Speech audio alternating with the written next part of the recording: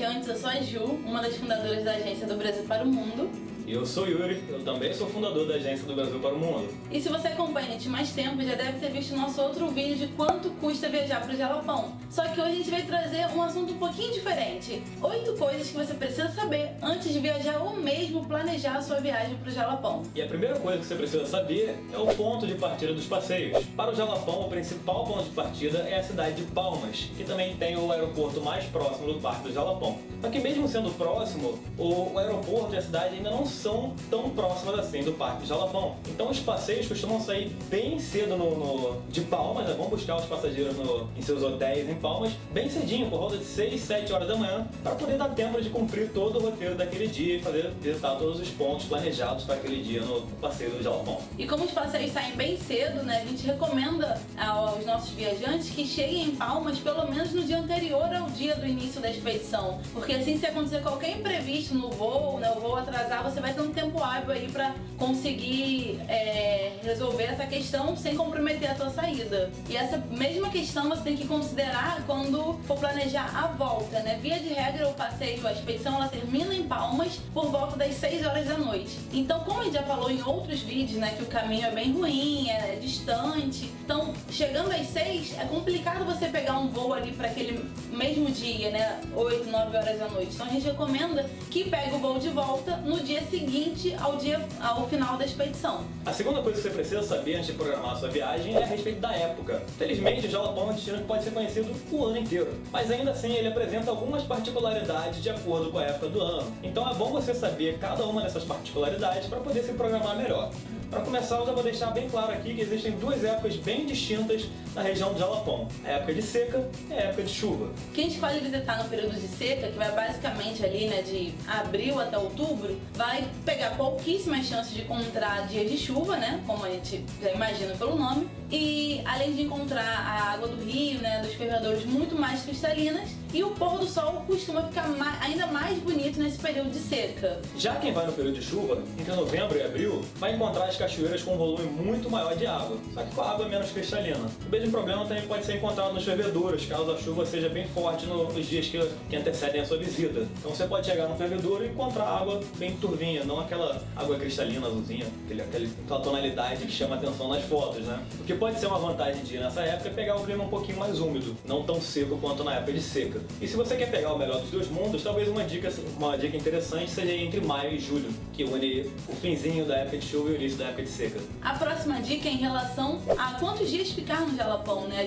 Aqui na empresa a gente tem roteiros a partir de 2 dias inteiros e 1 noite na modalidade privada, mas a gente recomenda para os viajantes ficarem pelo menos, né, fazer pelo menos o roteiro de 4 dias e 3 noites, porque é um roteiro bem mais completo e você já consegue visitar, considerando esse roteiro, a Lagoa do Japonês, que é um dos lugares mais incríveis lá da região, a Cachoeira da Formiga e pelo menos 4 fervedouros aí para você poder escolher qual é o seu preferido. E já que estamos falando de fervedouro, essa próxima dica, essa próxima coisa que você tem que ter em mente antes de fazer a sua programação, a programação da sua viagem, é alinhar as expectativas. Por que isso é importante? Isso é uma coisa que a gente sempre avisa aos nossos passageiros para eles chegarem com expectativas bem alinhadas. Porque os fervedouros são um dos pontos de paradas mais interessantes que as pessoas mais buscam, né? Que ficam mais instagramáveis nas fotos, né? Só que o que muita gente não sabe é que esses são lugares com um terreno bastante acidentado, que necessitam de uma preservação especial, né? Por parte da administração local. Então, muitas vezes eles têm a limitação da quantidade de gente que pode entrar no local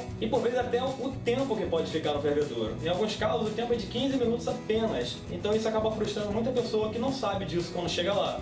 Passa-se muito tempo no carro, né, entre um ponto de parada e outro, porque as distâncias são longas, e quando chega no fervedouro, o tempo é curtinho para aproveitar. Então você tem que alinhar essa expectativa, saber que o tempo é curto, e quando tiver a oportunidade de aproveitar ao máximo esse tempo que você tiver, porque com certeza vai valer a pena. A próxima dica é em relação às despesas extras, né? No pacote que a gente vende, o bruto da viagem já está tudo incluso, a hospedagem, a alimentação, as entradas dos parques. Então o seu gasto extra extra vai ser de lembrancinha, vai ser das atividades adicionais, por exemplo, a gente oferece fazer um trekking para ver o nascer do sol em um dos dias, né, do roteiro. Esse trekking é opcional, você paga na hora, são R$150. Então todas essas despesinhas extras de lembrancinha, atividade adicional ou bebida que você queira fazer, você tem que levar o dinheiro em espécie, porque muitos estabelecimentos não aceitam cartão e também não é fácil encontrar caixa eletrônico, só em Palmas mesmo. Então o ideal é que você leve tudo que você esteja pretendendo gastar